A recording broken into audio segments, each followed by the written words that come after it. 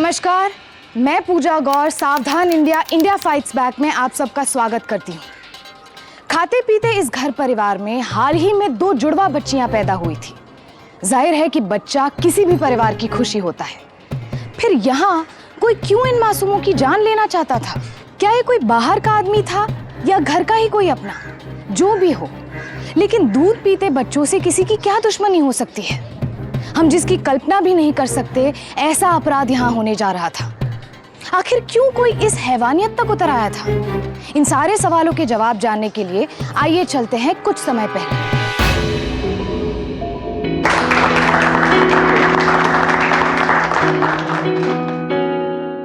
Congratulations Divya. Assistant manager की post के साथ साथ शादी की भी बहुत बहुत मुबारक हो। और हाँ, और एक बात, आपकी छुट्टियां भी मंजूर हो चुकी है। Thank you very much sir. अगर ये छुट्टियां कैंसिल हो जाती ना तो मेरी शादी भी कैंसिल हो जाती थी। सर 1 मिनट, सबसे पहले आपको ये मेरी शादी का इनविटेशन, प्लीज फैमिली के साथ आइएगा। श्योर, बहुत मुबारक हो आपको। Thank you. सीमा, ये तुम्हारे लिए। देखो, नहीं आ सकते ये बहाना नहीं चलेगा, क्योंकि वीकेंड पे है तो कुछ छुट्टी का माजरा भी नहीं है ना? और अगर नहीं आए ना तो देख लेना, मैं खाना पैक करके तुम सबके घर भिजवा दूंगी। मेरी शादी का खाना वेस्ट नहीं होना चाहिए, दैट्स वेरी क्लियर। ये पहना दे। आओ धीरे। तुम क्या देख रहे हो? चूड़ियां पहनाओ ना। सुनो छाया, ये चूड़ियां मेरी ड्रेस के साथ अच्छी तो लग रही है ना? हाँ दीदी, ये आपकी ड्रेस के साथ बहुत अच्छी लग रही है।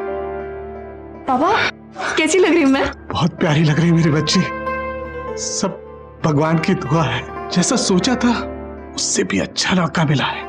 मुझे बहुत टेंशन थी तुम्हारी क्वालिफिकेशन का, कोई लड़का मिलेगा या नहीं। बड़े वकीलों के नामी गिरामी खानदान से रिश्ता जुड़ा है मेरी बेटी का। अब बस कीजिए, बच्चियों को तैयार भी होने दीजिए, बारात किसी भी वक्त आती होगी। अच्छे से तैयार करना, मेरी बेटी को एकदम राजकुमारी लगनी चाहिए, है ना?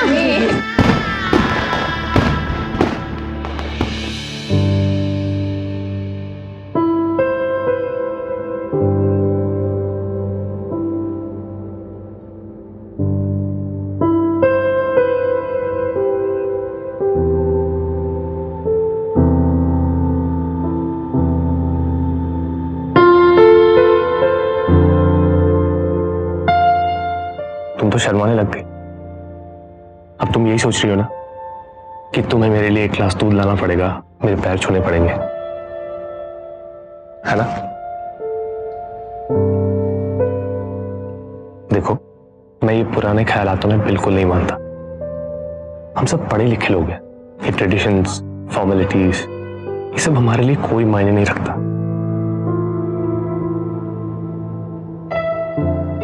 तुम समझ रही हो ना? तुम सिर्फ हाँ बोलती हो या कुछ और भी बोलती हो? मुझे तुम्हारी स्माइल बहुत पसंद है।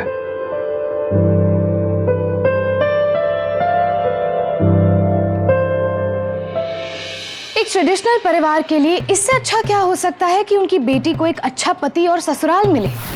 दिव्या के माँ बाप संतुष्ट थे, दिव्या भी खुश थी, क्योंकि उसे इतना समझदार और पढ़ा लिखा घर जो मिला था।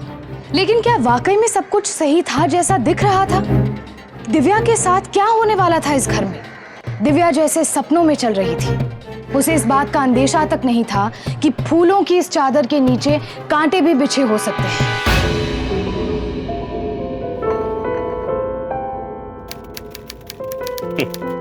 क्या होगा इस देश का कविता? सब के सब भ्रष्ट। हेडलाइंस पढ़ो ये। गांव में महिला पे अत्याचार, मासूम पे बलात्कार, गार्डन से एक छोटी सी बच्ची का किडनैप। समाज में महिला का सम्मान नहीं है तो देश तरक्की कैसे करेगा? तुम महिला मुक्ति मोर्चे वाले कुछ करते क्यों नहीं? आवाज क्यों नहीं उठाते हो? हाय बेटा। Hi sir.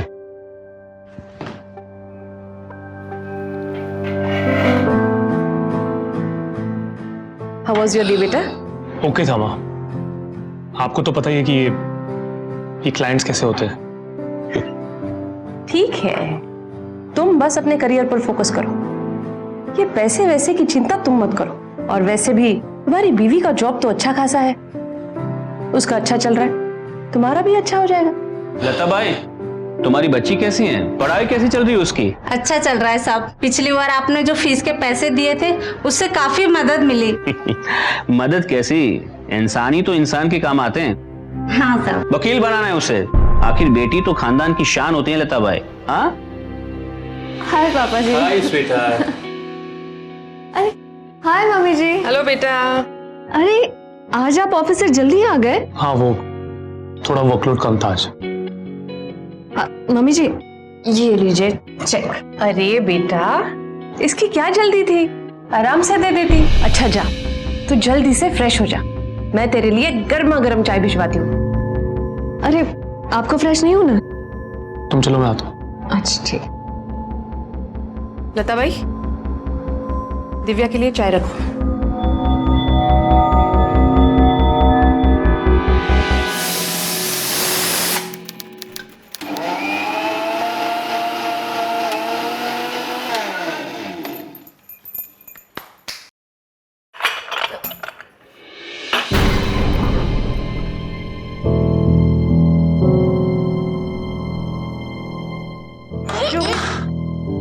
आपसे बात में बात करो। हाँ जी बहू, क्या हुआ बच्चे? कुछ नहीं मम्मी जी, पिछले 2-3 दिनों से जी घबरा रहा है और जरा चक्कर से आ रहे हैं। अरे पागल, ये तो खुशखबरी है। लगता है मैं दादी बनने वाली हूँ। ऊपर वाले ने मेरी सुन ली और अभी जाकर मैं सबको खबर करती हूँ।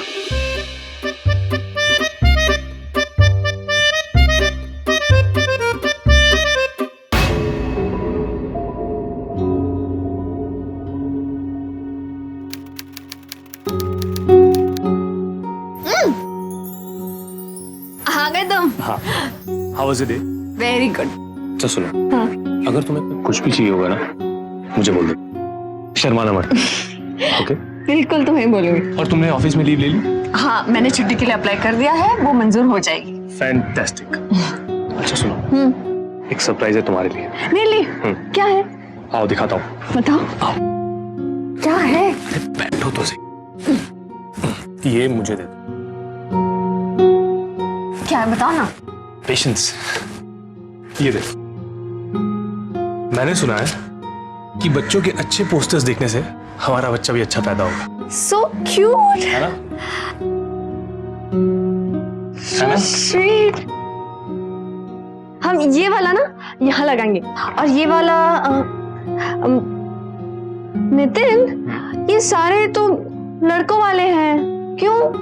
क्योंकि मैं जानता हूँ कि मेरा बेटा बिल्कुल मेरे जैसा होगा, smart, dashing, handsome. Smart, dashing, handsome, लेकिन मुझे बेटी चाहिए। प्लीज मुझे बच्चियों वाले पोस्टर्स ला दो ना। बेटा होगा, और इस बात पे मुझे कोई बहस नहीं चाहिए। ओके? अरे तुम तो बुरा मान गए। देखो हमारे हाथ में तो कुछ नहीं है ना, सब ऊपर वाले के हाथ में है कि हमें बेटा होगा या बेटी।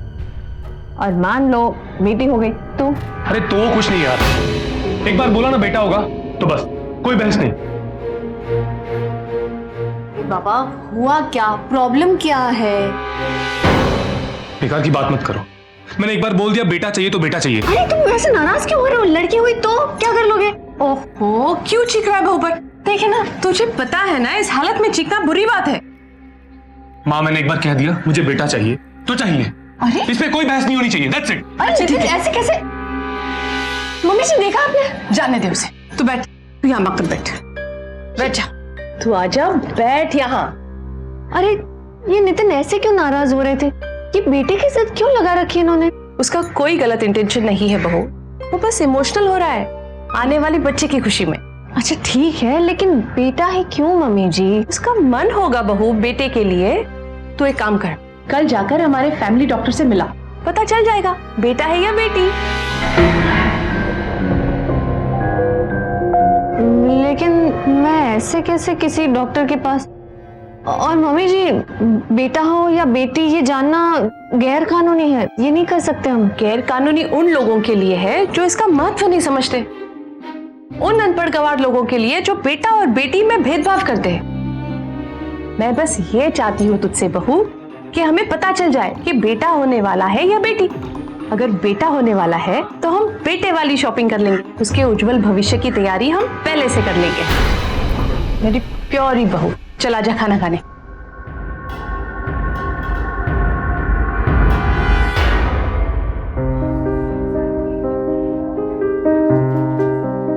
Divya, Divya, I am sorry. I know मैंने उस दिन, प्लीज मुझे गलत मत समझना। मॉम ने मुझे समझाया एंड देन आई रियलाइज्ड कि मैं हूं ना तुम्हारे साथ हमेशा। Thank you. Excuse me, Divya Munkar. या कम। दिव्या, दिव्या चलो, इसे रखो, चलो मेरे साथ। अरे कहाँ? अरे मेरे साथ हॉस्पिटल चलो। अरे रुको तो सही, कहाँ जाना है बाबा? हॉस्पिटल, हॉस्पिटल जाना है, चलो। अरे रुको तो सही, क्यों हॉस्पिटल जाना है? जानना चाहती हूँ? ये देखो रिपोर्ट। क्या है? एक नहीं, दो बच्चियां हैं। मेरे साथ चलो, अबॉर्शन करना पड़ेगा। हाँ, क्या? चलो, अबॉर्शन करना पड़ेगा। क्या पागल हो गए तुम? क्या बोल रहे हो? हमें लड़की होने वाली और अबॉर्शन? ये अबॉर्शन का क्या लगा रखा है तुमने? तुम्हें जरा भी इंसानियत बची है क्या? और मेरे साथ चलो, चलो हॉस्पिटल। नहीं नितिन, मैं नहीं आ रही हूँ हॉस्पिटल। क्यों तुम ऐसा कर रहे हो? नितिन, क्यों चिल्ला रहे हो वो ऊपर? क्या बात है? माँ ये देखो रिपोर्ट्स, एक नहीं दो बच्चियां हैं। यहाँ तो एक से प्रॉब्लम थी और यहाँ दो है। मुझसे ये सब नहीं होगा, अबॉर्शन करना पड़ेगा। ठीक है, जो है उसमें खुश रहो। अगर भगवान जी यही चाहते हैं तो यही सही। आप ये क्या बोल रही हैं? और सबसे पहली बात, इसके साथ बदतमीजी नहीं चलेगी। इस हालत में इसने खुश रहना चाहिए। ये बेचारी तो ऐसे ही परेशान। देखिए, आपको जो करना है करिए, मुझसे ये सब नहीं होगा। नितिन, मम्मी जी देखिए ना, वो अबॉर्शन करवाने की बात कर रहे हैं। कोई नहीं बेटे, ऐसा कुछ नहीं होगा। मैं हूं ना तेरे साथ, मैं अभी समझाती हूँ उसे। हाँ प्लीज। नितिन, बच्चे के जन्म से पहले उसका सेक्स डिटर्मिनेशन यानी कि गर्भजल परीक्षण एक संगीन जुर्म है। ऐसा करने वाले पेरेंट्स और डॉक्टर दोनों को 3 से 5 साल तक की सजा होती है। लोग अगर बेटी नहीं चाहते तो इसकी कई वजह हैं। एक तो ये कि पुरानी मान्यताओं के मुताबिक भारतीय समाज में बेटे को ही वंश चलाने वाला माना जाता है, और दूसरा कारण पैसे से जुड़ा है। दहेज प्रथा के चलते आज कई लोग बेटी को जन्म देने से डरते हैं, और कुछ लोग ये सोचकर कि बेटा बुढ़ापे में कमा कर खिलाएगा। लेकिन असल में ये सारे कारण दकियानूसी है, क्योंकि आज बेटियां घर का नाम भी रोशन कर रही हैं और परिवार की देखभाल भी। लेकिन अफसोस, ये सब कुछ जानकर भी आज कई बेटियों को जन्म से पहले ही मार दिया जाता है, और इसमें अशिक्षित नहीं बल्कि पढ़े लिखे परिवार भी बड़ी संख्या में शामिल हैं। दिव्या के पति ने गैर कानूनी तरीके से पता लगा लिया था कि दिव्या जुड़वा बेटियों की मां बनने वाली है, और अब वो उन्हें अबॉर्ट करा देना चाहता था। इससे दिव्या की जान को गंभीर खतरा था। दिव्या की सास, जो कि एक सोशल वर्कर थी, अपनी बहू का साथ दे रही थी। लेकिन क्या दिव्या की बेटियां इस दुनिया में आ पाएंगी?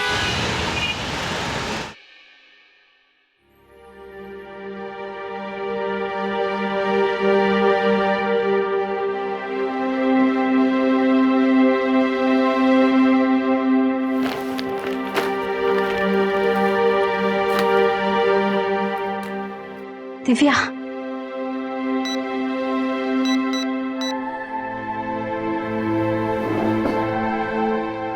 हेलो दिव्या, कैसी हो बेटा?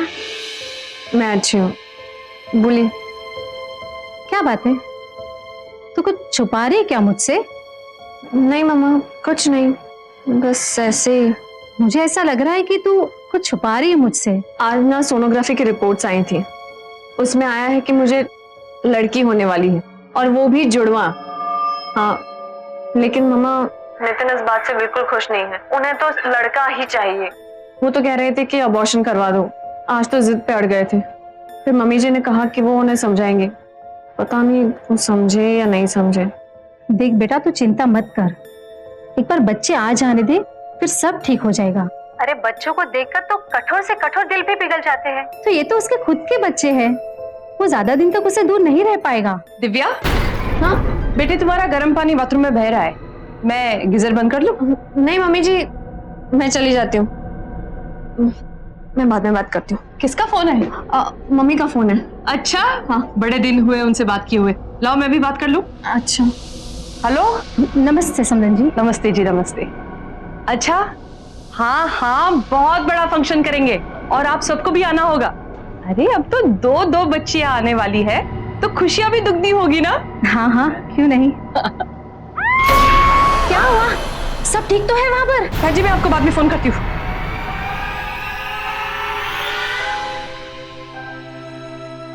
सब मेरी गलती है।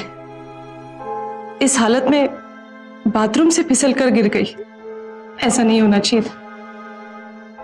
अब अपने आप को क्यों दोष दे रही हूँ?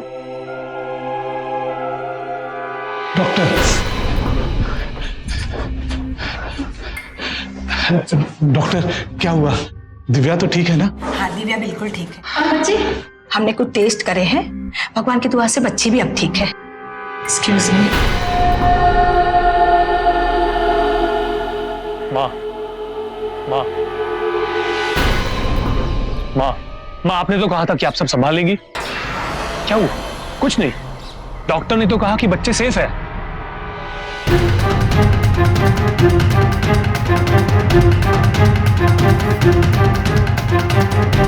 बेटे, तुम्हारा गर्म पानी बाथरूम में बह रहा है। एक बार अगर मेरी कोशिश नाकाम हो गई तो उसका मतलब ये नहीं कि हर बार ऐसा ही होगा। इन बच्चियों को तो मैं इस दुनिया में नहीं आने दूंगी। देखती हूँ कब तक बचेगी। ये लेना, कपड़े तो धोने में डालना। क्या कर रही हो? जाओ धोने में डाल। साथ भी ना अपना वॉलेट।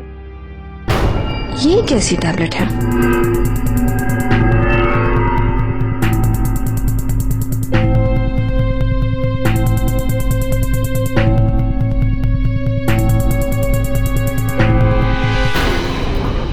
दिव्या,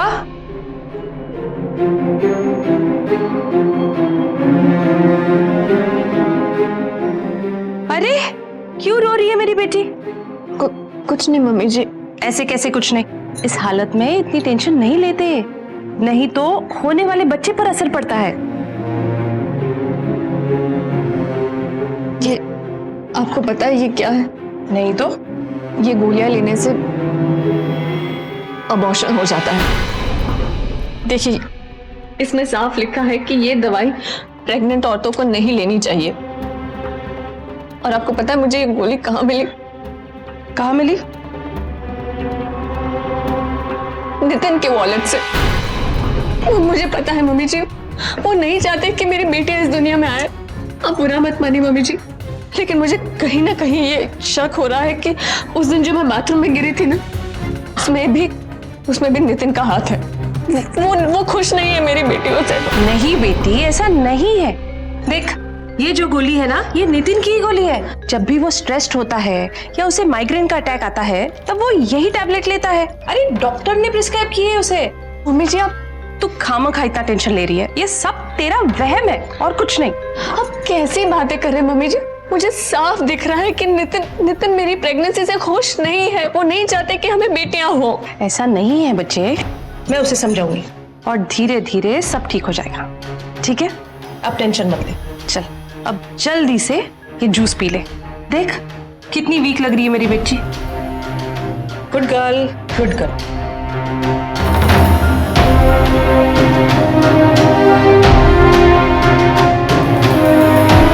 पी ले बेटा, तुझे अच्छा लगेगा।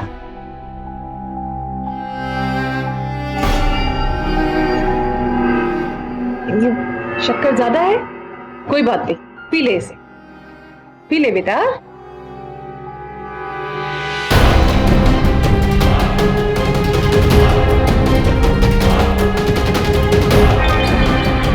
अब देखती हूँ इस तेल से कैसे बचती है। दिव्या, माँ तुम्हें बुला रही है।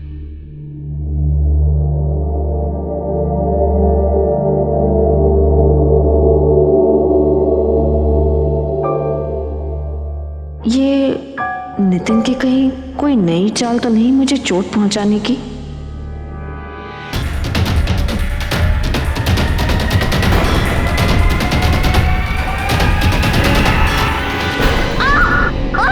अरे क्या हुआ? अरे बाप रे, अरे क्या हुआ? क्या हुआ बेटी? फिसल गई है। अरे ये तेल, बीच रास्ते में तेल कहाँ से आया? तेल यहाँ कैसे आ गया? लगी तुझे? नितिन, माँ ये ना जरूर नितिन का क्या करा है। मैं आपको उसी दिन कह रही थी कि नितिन नहीं चाहते कि मेरे बच्चे इस दुनिया में आए, इसलिए उन्होंने ये सब किया है। अरे नहीं मेरे बच्चे, ऐसा कुछ नहीं है। मैंने तो आप बताइए कि बीच रास्ते में तेल कैसे गिरा होगा? देख, जरूर तेरे पापा जी है ना, यहाँ से पूजा की सामग्री लेकर गुजरे होंगे और थाल में रखी डिबिया तेल की गिर गई होगी। नितिन ना इस बात से बिल्कुल खुश नहीं है कि हमें बच्चियां होने वाली, इसलिए ये सारा उसी का किया करा है। वो नहीं चाहते कि मेरे बच्चे इस दुनिया में आए। खामखा परेशान हो रही है, चला जा, मैं तुझे उठा कर ले चलती हूँ। चला जा, आजा आराम से, एकदम फिर से नहीं फिसलना। हाँ, आराम से, एकदम आराम से जाओ और लेट जा अपने रूम में।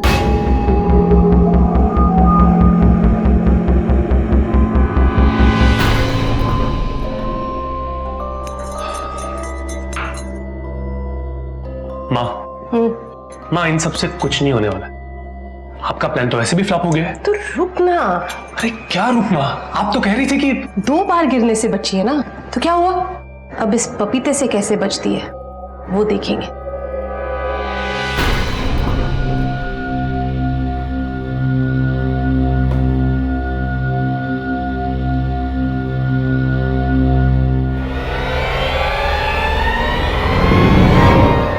पपीते की छिलकी? कच्चा पपीता कौन खा रहा है घर में?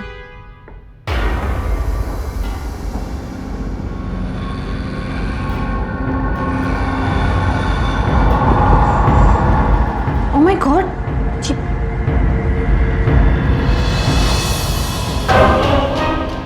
ओह माय गॉड, कहीं ये मिल्कशेक में भी तो नहीं? ओह माय गॉड, अब समझ में आया कि ये मिल्कशेक पपीते जैसा क्यों टेस्ट कर रहा था। लेकिन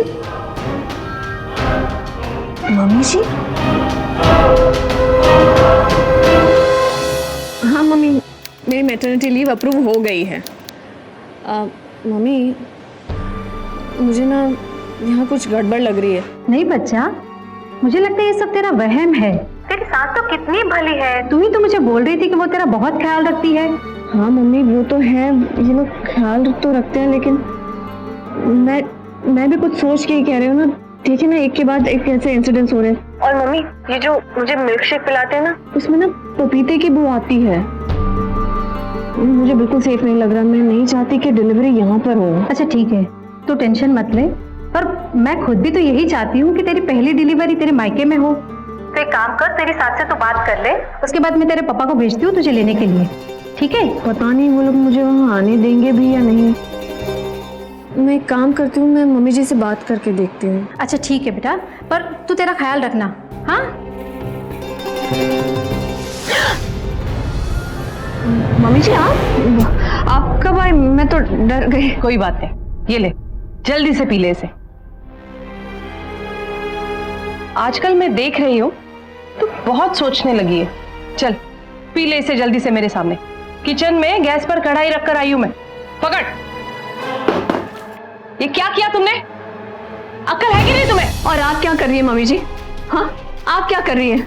मुझे लगा आप एक माँ की तरह मेरा ख्याल रख रही है, लेकिन सच बताइए, आप भी नितिन का ही साथ दे रही है ना? आप भी नहीं चाहती ना कि मेरी बच्चियां इस दुनिया में आए?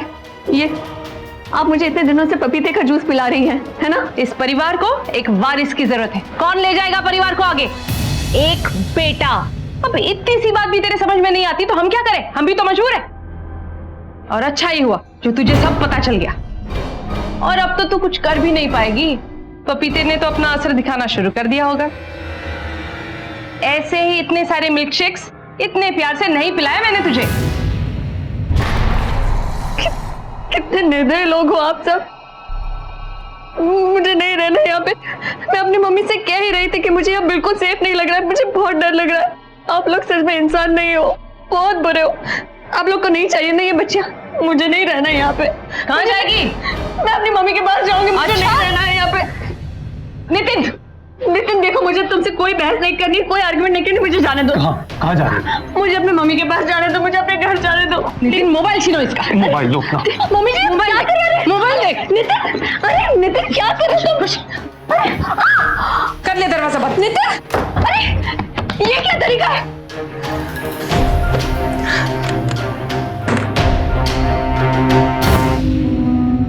ससुराल में उसके पति के उसकी बेटियों के खिलाफ होने के बाद दिव्या का सबसे बड़ा सहारा था उसकी सास, लेकिन वही उसकी सबसे बड़ी दुश्मन निकली। पहले तो उसने सहानुभूति और समझदारी का नाटक किया, लेकिन अब उसका घिनौना चेहरा सबके सामने आ चुका था।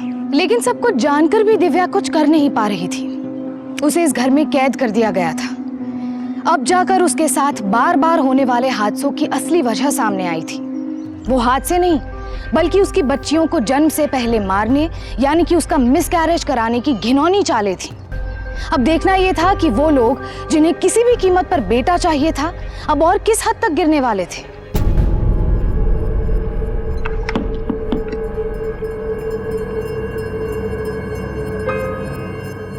दिव्या कहाँ पे? उसकी प्लेट नहीं लगाई? खाना खा चुकी वो, सो रही है महारानी अपने कमरे में।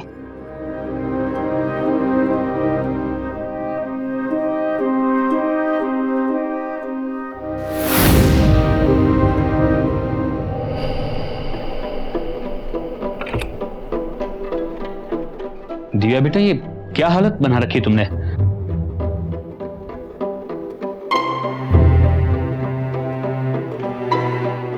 आपने दरवाजा क्यों खोला? पड़े रहने देते इसे, 2 दिनों में अक्ल ठिकाने आ जाती इसकी। चुप! तुम्हारी अक्ल ठिकाने में है? हिम्मत कैसी हुई तुम्हारी बहू की ये हालत करने की? ये सब बकवास मैं इस घर में नहीं झेल सकता कविता। शर्म आनी चाहिए तुम्हें। अगर किसी को घर में यह तकलीफ हो रही है कि बेटी आने वाली है, तो ये घर छोड़ के वो जा सकता है। चलो अब, चलो।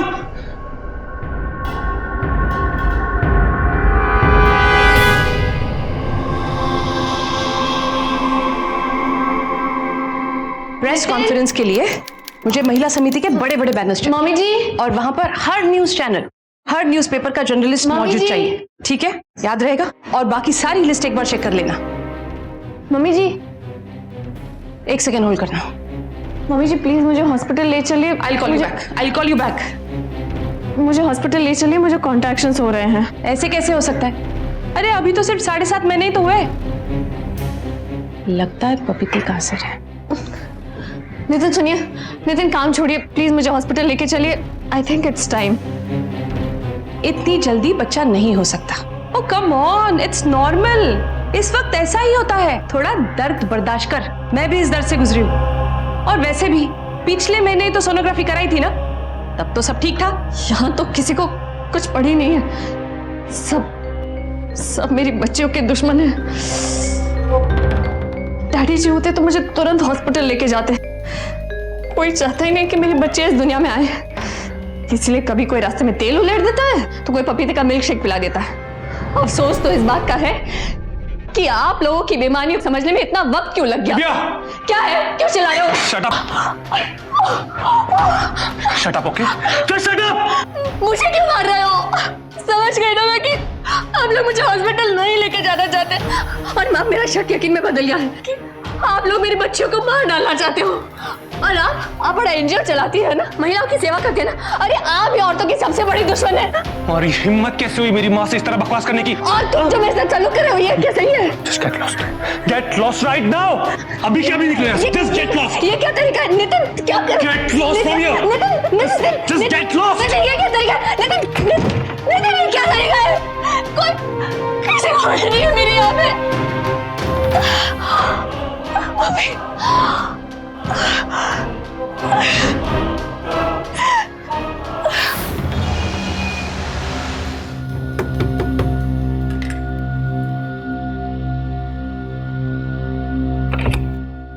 दिव्या,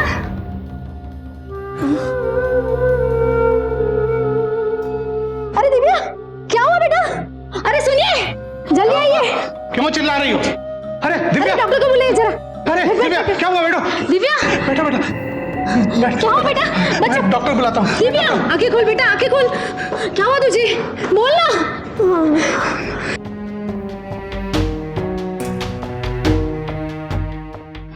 पापा, हाँ बोलो बेटा।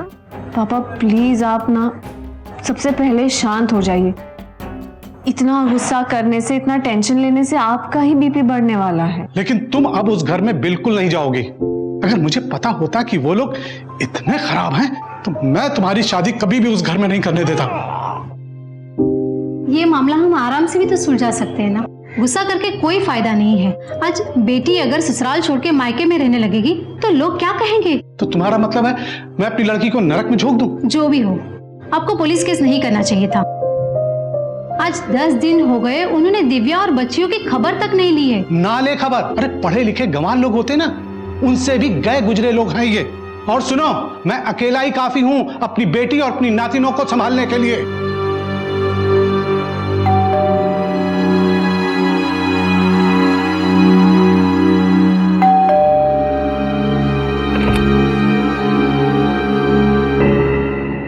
नमस्ते समझी जी।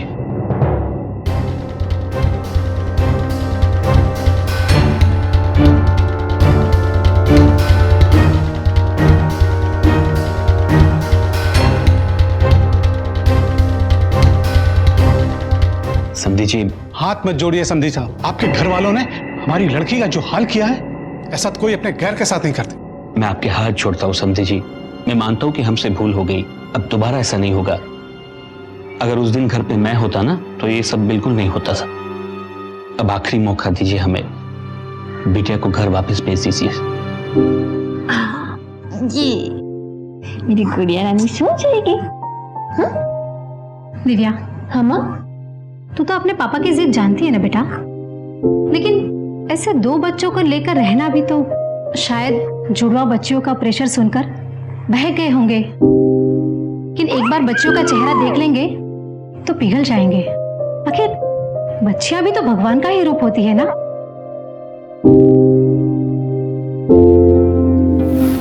दिव्या के पिता ने उसे बचा लिया था और बिना देर किए पुलिस स्टेशन में रिपोर्ट भी दर्ज कर दी थी। लेकिन दिव्या का पति वकील था। वो जानता था कि फिलहाल बचने का तरीका सिर्फ एक ही था कि दिव्या को मनाकर किसी तरह से घर वापस लाया जाए। जैसा कि हमारे समाज में अक्सर देखने में आता है कि लोग अपनी बेटी को किसी भी हाल में ससुराल वापस भेजने को ही सही समझते हैं, दिव्या की मां ने भी उसे उसके ससुराल वापस भेज दिया, ये जानकर भी कि वहां उसकी बेटी और बच्चियों की हत्या की कोशिश की गई थी। अपने पति के घर वापस आकर अब दिव्या के साथ क्या होने वाला था? क्या दिव्या की सास और पति का मन सचमुच पिघला था या ये सब सिर्फ एक नाटक था? खतरा अब भी वही था।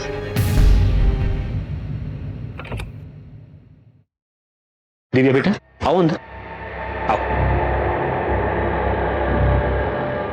जाओ बेटा, आराम करो। लाइए। अरे ये गुड़िया को मेरे पास रहने दो बेटा, तुम आराम करो, जाओ।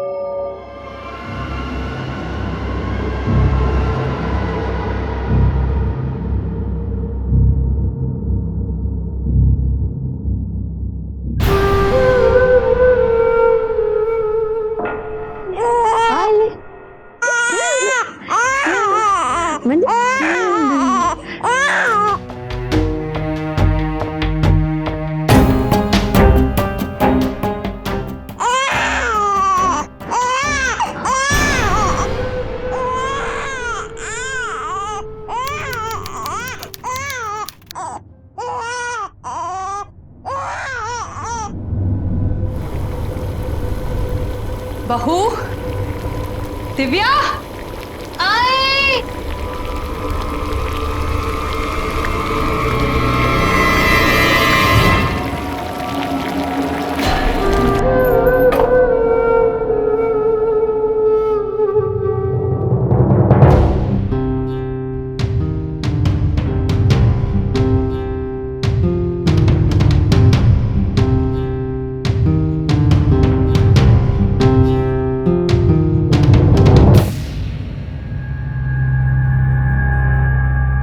मैं बैंक जा रही हूँ कुछ काम से, 1 घंटे में लौट आऊंगी। मैं जल्द से जल्द आने की कोशिश करूंगी।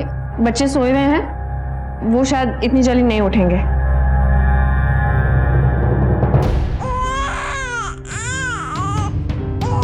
एक मुलगा मागितला तो पण नाही देऊ शकत ही बाई। काय करू या मुलींचं मी?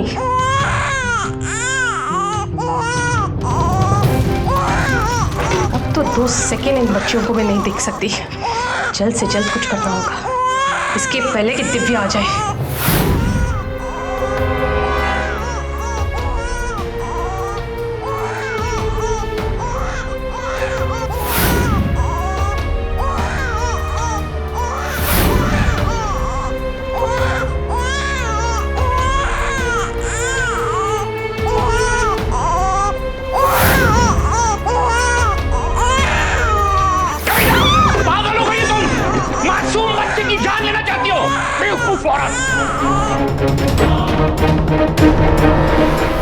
डैड तो फिर क्या करे?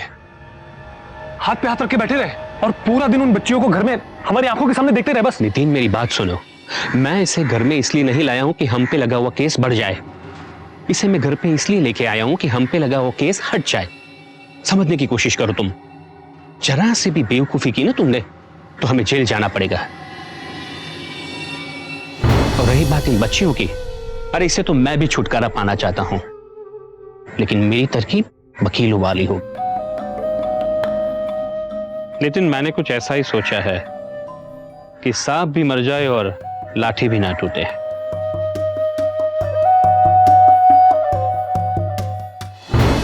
तो ये था दिव्या के ससुर का घिनौना सच, लेकिन इस सच का खुलासा अभी दिव्या के सामने होना बाकी था। उसे तो अब भी यही लग रहा था कि उसका और उसकी मासूम बच्चियों की रक्षा करने वाला कोई था। अरे क्या करी वे गुड़िया रानी? अरे सो जा मैं बच्चा, सो जा।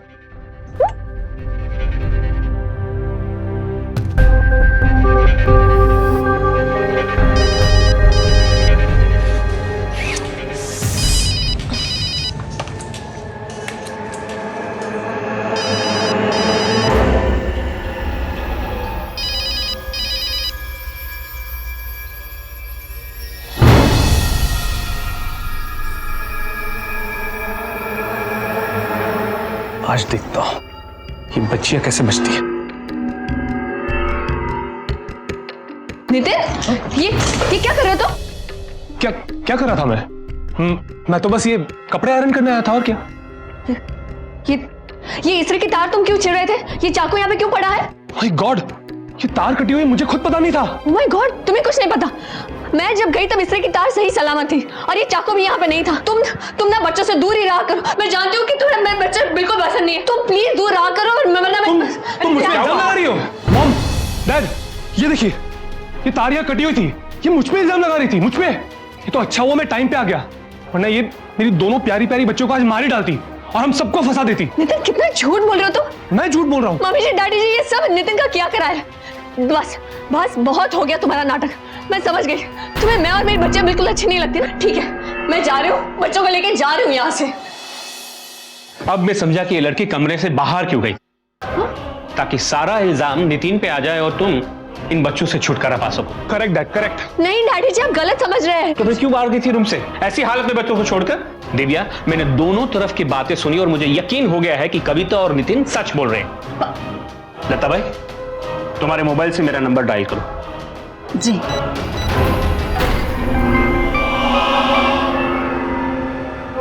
प्रूफ दिव्या, लता भाई को लगा कि तुम उससे नुकसान पहुंचाने वाले हो।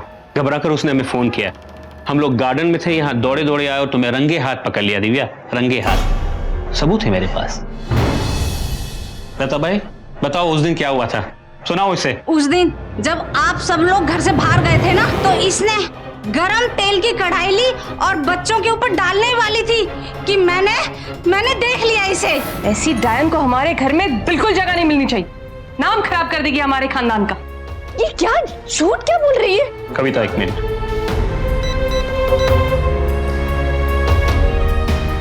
Police station.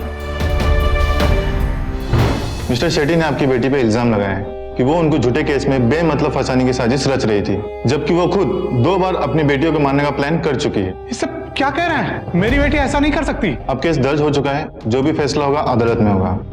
बेहतर इसी में है कि आप अपने लिए एक वकील कर लीजिए। पर ये यहाँ पुलिस स्टेशन में कैसे रहेगी? देखिए, इसकी जमानत हो जाएगी क्योंकि इनके छोटे बच्चे हैं, पर ये शहर छोड़ के नहीं जा सकती। मैंने तो पहले ही कहा था कि उस गंदी फैमिली में अपनी बेटी के लिए कोई जगह नहीं निकली। क्या नतीजा निकला? मैं तो अपनी बेटी की भलाई के बारे में सोच रही थी, और हम कर भी क्या सकते थे।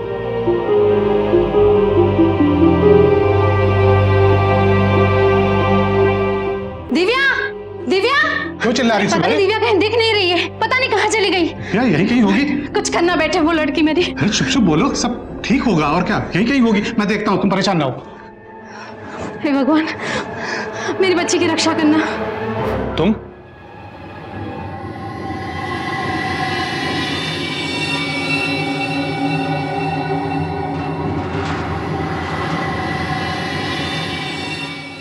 जी, डैडी जी,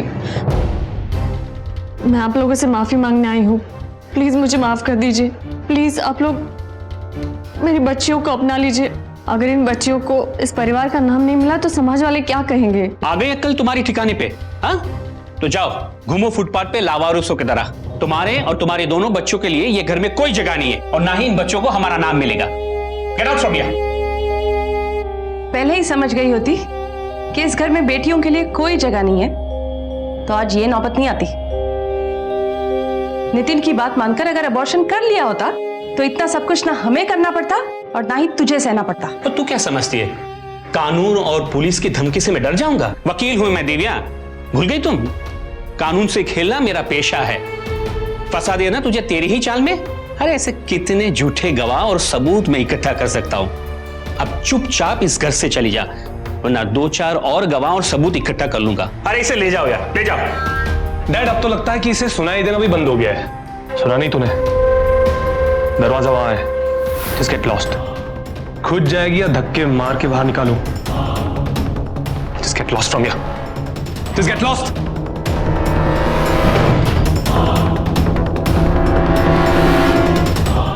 और हम चाहते हैं कि हमारी सीनियर मेंबर कविता देशपांडे 2 शब्द कहें। नमस्ते दोस्तों, मेरा ये मानना है कि औरत ही शक्ति है और इसीलिए मैं चाहती हूँ कि हम सब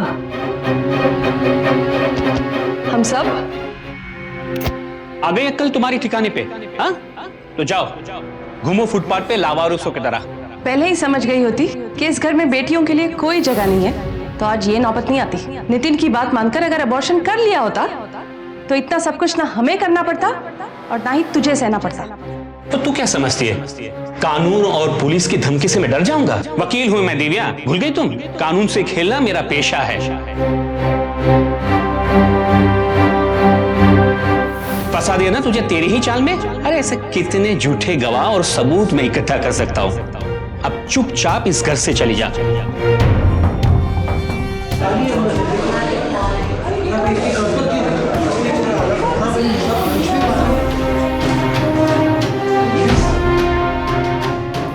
आप लोग खुद चलना पसंद करेंगे?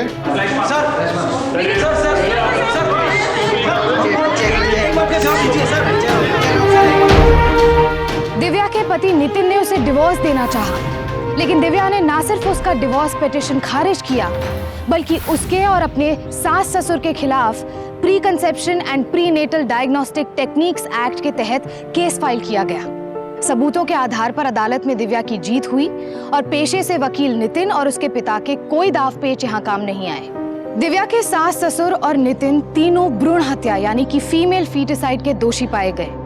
आईपीसी की सेक्शन 307 के तहत दिव्या को जान से मारने की कोशिश के लिए, सेक्शन 120 के तहत क्रिमिनल कॉन्स्पिरेसी करने के लिए और सेक्शन 343 और 344 के तहत घर में जबरन कैद करके रखने के जुर्म में तीनों को सजा सुनाई गई। साथ ही जिस डॉक्टर ने दिव्या का टेस्ट किया था उसे भी पीसीपीएनडीटी एक्ट के सेक्शन 23 के तहत 5 साल की जेल हुई। दिव्या के माँ बाप ने उसे अपने पैरों पर खड़ा होना सिखाया था और यही फिर उसका सहारा बना। आज दिव्या एक सोशल वर्कर है और लिंग के आधार पर होने वाले भेदभाव के खिलाफ अभियान चलाती है। अपनी दोनों बेटियों को भी वो अपने बल पर अच्छी परवरिश दे रही है। एक ही घर में छुपे इतने सारे दुश्मनों का सामना करने की दिव्या की हिम्मत को सावधान इंडिया सलाम करता है।